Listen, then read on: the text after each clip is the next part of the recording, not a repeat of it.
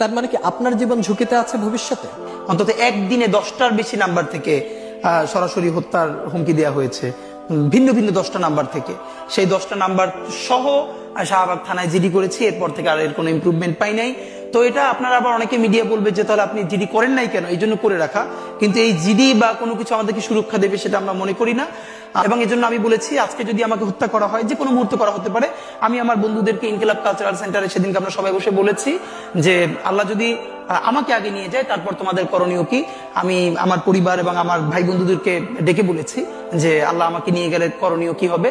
বরং আমি আমার পরিবারকে বলেছি যে আমার সন্তানের এখন বয়স 7 মাস, আল্লাহ আমাকে নিয়ে গেলে ওকে যেন ওভাবে প্রস্তুত করা হয় যে এই দখলদারিত্বের বিরুদ্ধে লড়তে হবে। আল্লাহ ওকে যদি বড় করে ওর সন্তানও দখলদারিত্বের বিরুদ্ধে লড়বে, এই স্পিরিট যেন ওকে দেয়া হয়, এটা আমি আমার পরিবারকে বলেছি। সে আছে। আর একটা মজার ব্যাপার হলো যে আমি যখন ইনসাফের লড়াই করি তখন তো সেখানে পরাজয়ের কিছু নেই। আমি বেঁচে থাকলে আমি গাজী হিসেবে লড়বো, আমি মরে গেলে শহীদ হয়ে আল্লাহর কাছে চলে যাব। আর আমাদের এই লড়াই তো হার জিতের কিছু, আমরা জিতের উপরেই আছি। আমাদের জীবন বেঁচে থাকলেও জিত, আমাদের জীবন চলে গেলেও জিত। আপনার একটু হারানোর কিছু ছিল না, সুতরাং লড়াই চলবে।